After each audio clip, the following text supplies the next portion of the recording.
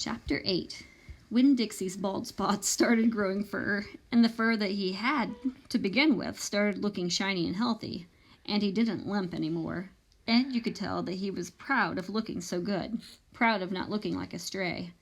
I thought what he needed most was a collar and a leash, so I went into Gertrude's Pets, where there were fish and snakes and mice and lizards and gerbils and pet supplies, and I found a real handsome red leather collar with a matching leash.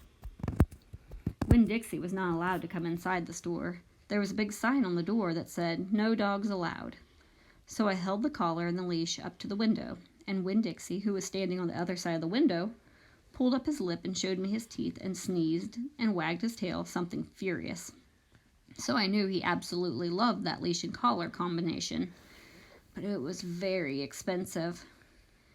I decided to explain my situation to the man behind the counter. I said, "I don't get a big enough allowance to afford something this fancy, but I love this collar and leash, and so does my dog, and I was thinking that maybe you could set me up on an installment plan." "Installment plan?" said the man. "Gertrude!" someone screamed in a real irritating voice. I looked around. It was a parrot. She was sitting on top of one of the fish tanks, looking right at me. "An installment plan," I said, ignoring the parrot. "You know, where I promise to give you my allowance every week, and you give me the leash and the collar now." "I don't think I can do that," said the man. He shook his head. "No, the owner, she wouldn't like that." He looked down at the counter. He wouldn't look at me. He had thick black hair, and it was slicked back like Elvis Presley's. He had on a name tag that said Otis. "Or I could work for you," I said. "I could come in and sweep the floors and dust the shelves and take out the trash. I could do that." I looked around Gertrude's Pets. There was sand and sunflower seed shells and big dust bunnies all over the floor. I could tell that it needed to be swept. Said Otis. He looked down at the counter some more. "Gertrude!" the parrot screamed again. "I'm real trustworthy," I said. "I'm new in town, but my daddy is a preacher. He's the preacher at the Open Arms Baptist Church of Naomi, so I'm real honest. But the only thing is, Winn-Dixie, my dog, she would have to come inside with me, because if we get separated for too long, he starts to howl something terrible." "Gertrude doesn't like dogs," said Otis. "Is she the owner?" I asked.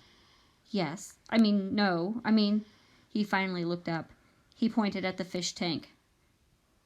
"That Gertrude, the parrot. I named her after the owner." "Gertrude's a pretty bird," screamed Gertrude.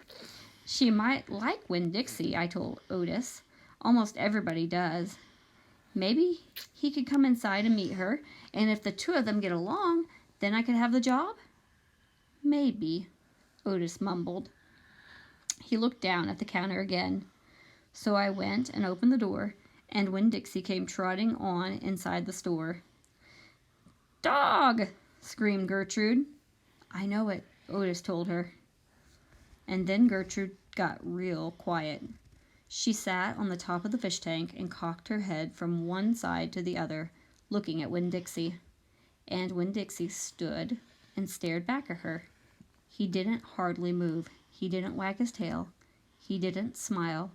He didn't sneeze. He just stared at Gertrude, and she stared at him.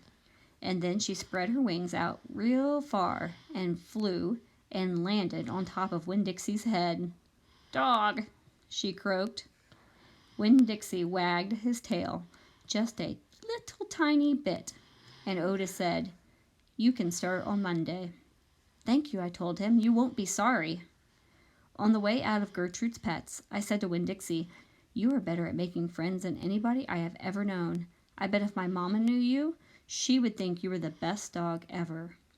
Winn-Dixie was smiling up at me, and I was smiling down at him, and so neither one of us was looking where we were going, and we almost bumped right into Sweetie Pie Thomas.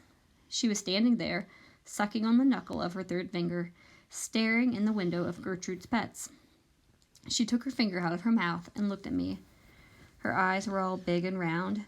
"Was that bird sitting on that dog's head?" she asked. She had her hair tied up in a ponytail with a pink ribbon, but it wasn't much of a ponytail. It was mostly ribbon and a few strands of hair. Yes, I told her. I seen it, she said. She nodded her head and put her knuckle back in her mouth. Then she took it out again real quick. I seen that dog in church, too.